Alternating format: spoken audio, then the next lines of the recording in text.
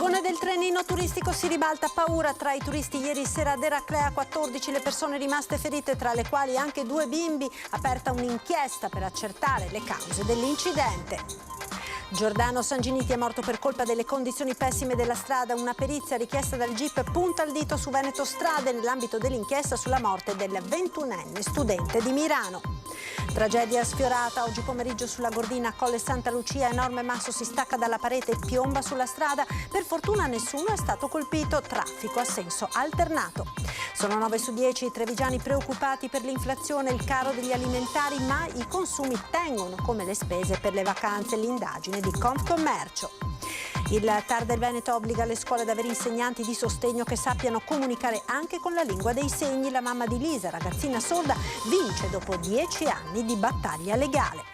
Non era stato messo ai fondi del PNRR, ora a Venezia arrivano i 93 milioni e mezzo di euro stanziati dal governo per il progetto del Bosco dello Sport. Pioggia stretta sulle mise antidecoro in città. Il sindaco Armelao: non è possibile tollerare certi costumi adamitici in centro città. I vigili saranno inflessibili.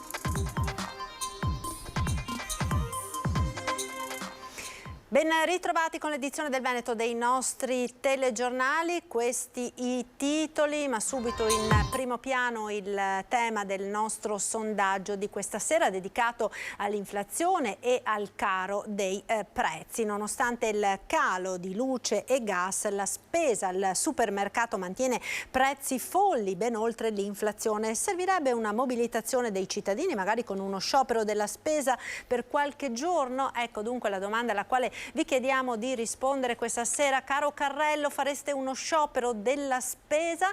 Potete come sempre rispondere telefonando ai numeri che vedete in sovraimpressione. L'esito del nostro sondaggio questa sera, come sempre, nel corso di Ring in onda a partire dalle 21:15. Ma ora andiamo con la cronaca e con la tragedia sfiorata ieri sera ad Eraclea, dove si è rovesciato un vagone del trenino turistico. 14 le persone che sono rimaste ferite, 2 sono bimbi. Risultato negativo all'alcol test a 61 anni di Spresiano nel Trevigiano, l'autista del trenino turistico che si è rovesciato ad Eraclea Mare lungo la stazione delle Corriere in via Livenzuola 9.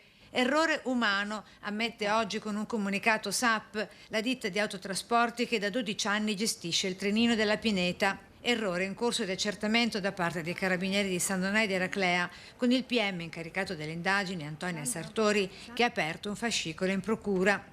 Da verificare se l'incidente è accaduto per una imperizia dell'autista di manutenzione del mezzo, ovvero a causa dell'alta velocità del trenino, che può raggiungere al massimo i 25 km/h, e anche per le eventuali cattive condizioni dell'asfalto, visto che uno dei 2 vagoni si sarebbe rovesciato proprio dopo la curva attorno all'autostazione, con una delle ruote venuta a contatto con un tombino. Ed è qui che si è rovesciato il trenino, ancora visibili le tracce di sangue dei 14 feriti. Dei 30 passeggeri a bordo, 3 i feriti trevigiani, con turisti di Padova e Milano tra gli altri italiani contusi, tutti finiti tra i 7 in pronto soccorso a San Donà. Dei 14 feriti in totale, tra cui un papà e la sua bimba di 9 anni, entrambi tedeschi, insieme ad un altro bimbo di nemmeno 1 anno con la sua mamma e il suo papà, anch'essi stranieri, e una persona disabile. Quest'ultimo con una grossa ferita, insieme ad altri 2 anziani che hanno avuto una prognosi di 40 giorni, mentre i restanti hanno riportato ferite e contusioni fortunatamente di lieve entità. Da parte mia ho prestato subito soccorso, accertandomi non vi fossero feriti gravi. Le prime dichiarazioni dell'autista. Il trenino ora è stato posto sotto sequestro. Per adesso il servizio è sospeso, anche perché con FAP vediamo se ripristinarlo, e effettivamente è quello che andremo a concordare di fare con questo trenino. È un peccato perché è un servizio che piaceva tanto ai turisti, sia ai grandi che ai bambini. Giordano Sanginiti è morto per colpa delle condizioni pessime della strada. Una perizia richiesta dal GIP punta il dito su Veneto Strade nell'ambito dell'inchiesta sulla morte del 21enne studente di medicina di Mirano. Giordano Sanginiti è rimasto ucciso per colpa esclusivamente delle profonde ed estese buche nell'asfalto della nuova strada regionale del Santo. La condotta del 21enne di Mirano alla guida della sua moto è stata ineccepibile. A dirlo la perizia di parte effettuata dai tecnici nominati dal giudice per le indagini preliminari che confermano la tesi dei genitori del giovane morto lo scorso 4 febbraio all'altezza dell'uscita di Cadoneghe lungo la strada regionale del Santo. Queste le conclusioni della consulenza tecnica che vedono nell'incuria del manto stradale la causa dell'incidente mortale. La perizia era stata disposta nell'ambito dell'incidente probatorio. I risultati sono stati discussi nell'udienza in tribunale a Padova. Giordano Sanginiti, studente di medicina proprio nell'Ateneo Patavino, è stato disarcionato dalla sua moto dopo aver centrato con la gomma una buca profonda sull'asfalto. I suoi genitori hanno puntato fin da subito il dito contro le condizioni della strada e contro un cartello che solo a ridosso segnalava la presenza della buca pericolosa. La famiglia del giovane presenterà ora un esposto. Nel fascicolo aperto per omicidio stradale sono stati iscritti 2 funzionari di Veneto Strade. E tragedia sfiorata oggi pomeriggio nel Bellunese lungo la regionale 203 a Gordina, in località Bivio per Rovei, nel comune di Colle Santa Lucia. Un grande masso si è staccato dalla parete di roccia poco prima delle 15 di oggi pomeriggio. Fortunatamente nessun veicolo è stato coinvolto, parte del crollo è stato contenuto dalla rete paramassi. Subito dopo al lavoro il personale della società che ha operato per la rimozione del masso, costringendo la circolazione viaria a senso unico alternato. Ed ora l'inflazione ed il caro prezzi. Sono 9 su 10 i trevigiani preoccupati per l'inflazione e il caro spesa nel carrello. Questo dato contenuto nella ricerca presentata oggi da Confcommercio. 9 intervistati su 10 hanno dichiarato di vedere come un problema l'aumento dell'inflazione, che sicuramente lo è per i redditi soprattutto fissi, e quindi chi ha una busta paga e con quella deve fare i conti naturalmente si trova in difficoltà. Questo è il dato di partenza dell'indagine di Confcommercio all'inizio di un'estate che si preannuncia in chiaroscuro. Da un lato un'inflazione che sembra non dare tregua, più asfissiante della calura, dall'altro una certa fiducia tra gli operatori perché nonostante tutto a certe spese non si rinuncia. Abbiamo tutti delle utenze da pagare a casa e quindi sappiamo di che cosa stiamo parlando. Però non c'è dall'indagine la rinuncia alla vacanza. A concedersi qualche giorno di ferie sarà più di un trevigiano su 2, oltre la metà spenderà come l'anno scorso, quasi il 30% addirittura di più, 870 euro la spesa media. Certo, dalle villeggiature di un tempo si è passati alle microvacanze, pochi giorni più volte all'anno. 8 trevigiani su 10 non intendono rinunciare al ristorante, il 74% a scarpe e vestiti, seguono cura della persona e libri. A sorpresa, soltanto 2 su 10 parlano di elettronica e smartphone. L'inversione di tendenza più evidente sta però nelle modalità dell'acquisto e stupisce gli stessi operatori. Il negozio fisico mantiene le sue posizioni, anzi rimane un punto di riferimento dopo appunto il Covid, in cui abbiamo dovuto acquistare online per anni. Questo ritorno al negozio dove c'è il consiglio, il suggerimento, la taglia. Oggi tra pochi giorni cominceranno anche i saldi, quindi anche l'acquisto consapevole. Tanti servizi e tanti anche negozi che, sebbene hanno sofferto, finalmente meritatamente ce lo meritiamo di poter riconquistare le posizioni rispetto all'online. E proprio sul caro spesa abbiamo sentito le voci dei padovani. Avete notato un aumento dei prezzi? Ovviamente in questo periodo i prezzi sono alle stelle, sono aumentati tantissimo, per cui ci adeguiamo, però si vede molto. E come si sta regolando? Prendo sempre le cose che sono in offerta e poi cerchi di prendere magari quantità minori di frutta, verdura. La frutta è quasi raddoppiata, c'è la frutta anche di stagione, le pesche, frutta così, costano 5 euro al chilo, una cosa veramente inavvicinabile. Veramente prezzi che sono aumentati, ma 20-25% nel giro di un mese. E come si sta regolando? Niente, prendo quello che mi serve, mi faccio io il prezzo in testa, se mi va bene quello del supermercato prendo, altrimenti lascio là. Ha trovato qualche prezzo che è più caro di altri? Sono tutti aumentati, non solo uno, tutti. Dalla frutta alla pasta, pane, tutto. Non la faccio spesso, però sicuramente sì. La pasta sicuramente rispetto all'anno scorso 30 centesimi almeno. Sicuramente la pasta, quindi il pane, dopo anche le bevande, ad esempio anche l'acqua, che una volta ad esempio la mia 6 bottiglie ti venivano tipo 1,60 euro così, adesso ti vengono tipo 2,50 euro per esempio, ma tante cose, anche le sottilette per dirle. Una volta mi venivano tipo 2,89 euro, adesso mi vengono 3,10 euro, roba del genere. È da tanto tempo direi, no? Dipende dai prodotti, dipende dai supermercati, ogni tanto fanno degli sconti particolari, comunque era già previsto. Poi ci giocano, come tutti sappiamo, no? Ogni mese costa di più. C'è un aumento continuo? Sì, continuo. A Venezia ora il governo stanzierà 93 milioni di euro per il Bosco dello Sport di Tessera. Il progetto non era entrato in quelli finanziati dal PNRR. Ciò che non era arrivato da Bruxelles arriverà da Roma. Il governo Meloni ha stanziato 93 milioni e mezzo di euro per finanziare il progetto del Bosco dello Sport. I fondi del PNRR, che erano stati persi con la bocciatura della Commissione europea, arrivano quindi a Venezia dalla capitale. All'epoca la scelta europea era stata accolta con stupore e contrarietà dal Comune, ma sono giornate che oggi appaiono lontanissime dopo le notizie arrivate da Roma. Questa è davvero una giornata felice, una giornata radiosa per me, ma penso proprio per la città di Venezia. Per i giovani come me che da 20 anni, da 30 anni aspettano queste grandi strutture sportive, per questa grande operazione a cui abbiamo sempre creduto. Ai tanti gufi di questo periodo, a chi ci ha dato dei falliti, a chi è venuto in consiglio comunale a chiedere le dimissioni, ha aggiunto Brugnaro, rispondiamo come sempre con il coraggio di fare.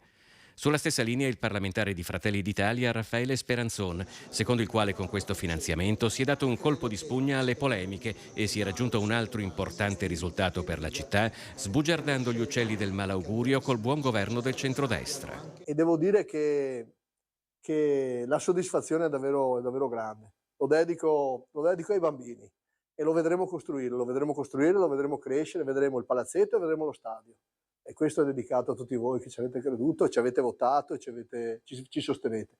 Secondo Monica Sambo del Partito Democratico, invece, il sindaco esulta come un tifoso sulla scelta del governo di finanziare il palazzetto dello sport, ma ha perso i 90 milioni del PNRR e impegnato le tasse dei veneziani per uno stadio che non avrà un euro a carico dei privati come avviene nel resto del mondo. Per lo stadio e la nuova viabilità, infatti, ricorda Giovanni Andrea Martini di Tutta la città insieme, il Comune dovrà usare fondi propri, soldi della legge speciale e accendere nuovi mutui. Le somme le tira il capogruppo PD Giuseppe Saccà. Investire 300 milioni di risorse pubbliche su questo intervento è un errore e non una priorità per Venezia, ha detto, chiedendosi ora con che faccia andremo a chiedere nuove risorse a Roma per le vere emergenze della città. E a Venezia la Corte dei Conti ha promosso il rendiconto 2022 della Regione del Veneto, soddisfatto il presidente Zaia, più scettiche le opposizioni. Parifica il rendiconto generale della Regione del Veneto per l'esercizio 2022. La Corte dei Conti ha parificato il rendiconto finanziario 2022 della Regione Veneto, il documento che certifica tutte le entrate e le spese sostenute nell'ultimo anno di amministrazione. Soddisfatto il presidente Zaia, presente nella sede di Rialto assieme a gran parte della Giunta. Si può sempre migliorare, però siamo felici anche perché è stata una bella parifica, è stato soprattutto sottolineato il grande lavoro che si fa. Poi è ovvio che è tutto migliorabile, si può fare sempre di più, però oggettivamente abbiamo preso in mano una regione che se avessi dovuto parificare 10-15 anni fa sarebbe stata una parifica molto difficile. Zaia ha ricordato alcuni numeri della regione, un risultato economico di 100 milioni di euro, una situazione patrimoniale di 10.641 milioni e un patrimonio netto che vale 2.628 milioni di euro. Sottolineando anche come il Veneto rimanga l'unica regione a statuto ordinario dove non c'è pressione fiscale aggiuntiva. Diverso il commento del Partito Democratico Veneto, presente con la capogruppo Vanessa Camani e il consigliere Andrea Zanoni, che ricordano alcune indicazioni critiche avanzate dalla Corte. Il tema delle Olimpiadi, che continua a essere una grande incognita per quanto riguarda la nostra regione, sia nel senso dei risultati che degli impegni economici, e poi in generale la grande questione del perimetro sanitario. Riteniamo totalmente insufficiente la lettura del Presidente Zaia, che continua a raccontare di una sanità veneta dove va tutto a gonfie vele e dove non ci sono liste d'attesa. Ma a Venezia il discorso si allarga anche a tematiche nazionali, come il recente intervento del governo circa il potere di controllo della Corte dei Conti sul PNRR, una polemica ricordata nella sua requisitoria dal procuratore regionale della Corte dei Conti Ugo Montella. Il ruolo della Corte è una garanzia per le istituzioni, perché mette al riparo da eventuali censure in sede giurisdizionale e quindi da responsabilità. Allora non ho capito proprio invece sul controllo concomitante tutta questa polemica che si è innestata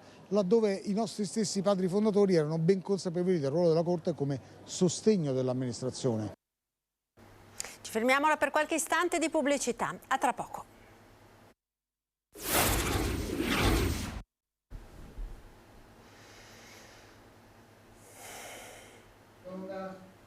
Ed eccoci nuovamente in diretta, edizione del Veneto. Parliamo di disabilità con una importante decisione del TAR del Veneto che obbliga le scuole ad avere insegnanti di sostegno che sappiano comunicare con la lingua dei segni. Vince dopo 10 anni la sua battaglia una mamma di paese. Il TAR per la seconda volta ci ha dato ragione.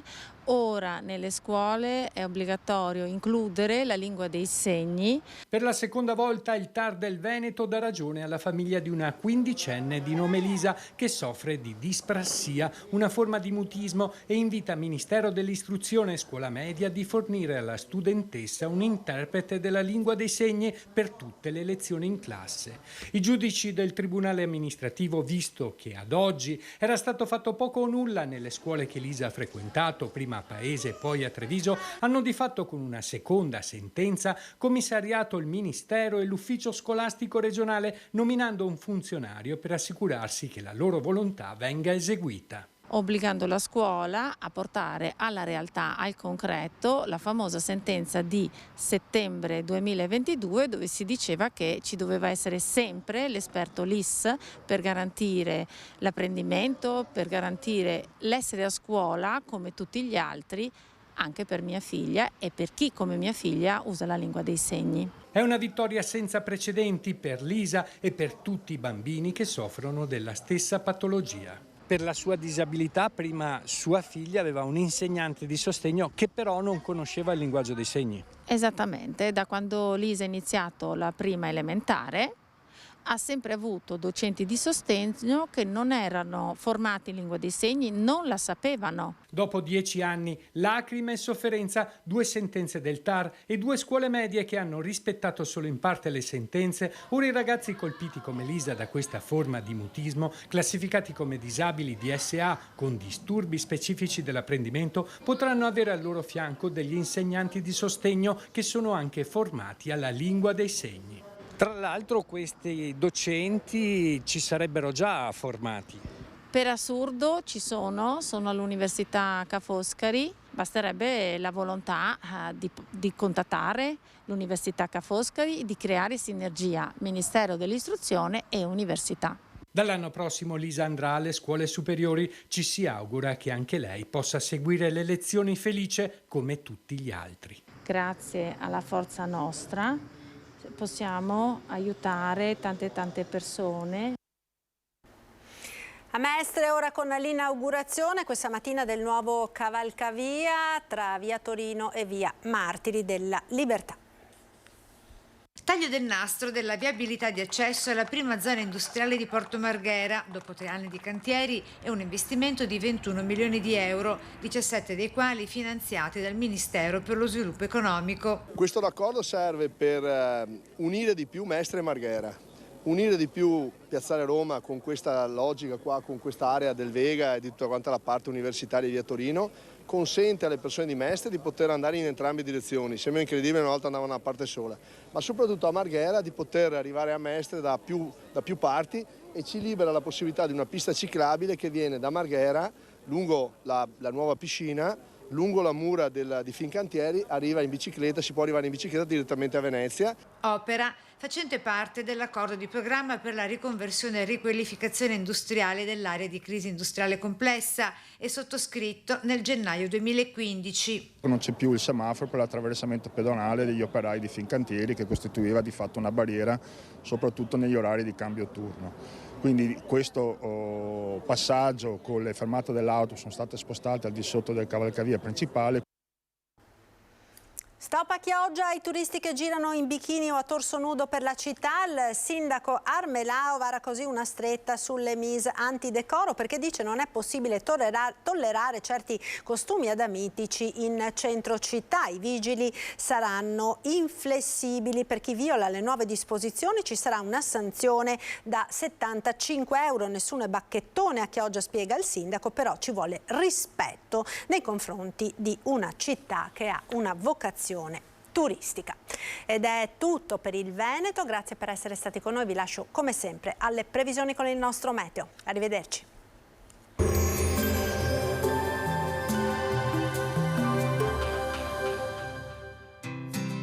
L'Unic Star, le uniche pagliette antibatteriche in commercio, prodotte anche per i marchi più importanti, sia nazionali che internazionali. Bentrovati al meteo. L'anticiclone africano avanza gradualmente dal sud verso il centro, nord ancora lambito da correnti instabili. Vediamo insieme il dettaglio di mercoledì 5 luglio. Sul Veneto la pressione non è ancora forte, pertanto la giornata sarà contraddistinta da una mattinata con bel tempo prevalente. Il pomeriggio invece vedrà lo scoppio di temporali sui settori alpini, localmente su quelli prealpini e anche sulle pianure limitrofe. Temperature stazionarie, minime tra 14 e 22 gradi, massime sui 26-31 gradi all'incirca. Ci spostiamo ora sul Friuli Venezia Giulia. Anche in questo caso sarà in parte soleggiato. Dal pomeriggio qualche temporale sulla zona montana fin verso la pianura circostante. Temperature minime sui 19-22 gradi, massime intorno ai 27-30 gradi all'incirca. Infine diamo uno sguardo al Trentino Alto Adige. Sarà più soleggiato, specie al mattino, tuttavia nelle ore più calde di nuovo lo sviluppo di rovesci. Temperature minime intorno ai 17-19 gradi all'incirca, massime sui 29-31 gradi. Dal meteo per ora è tutto, vi auguro un buon proseguimento in nostra compagnia.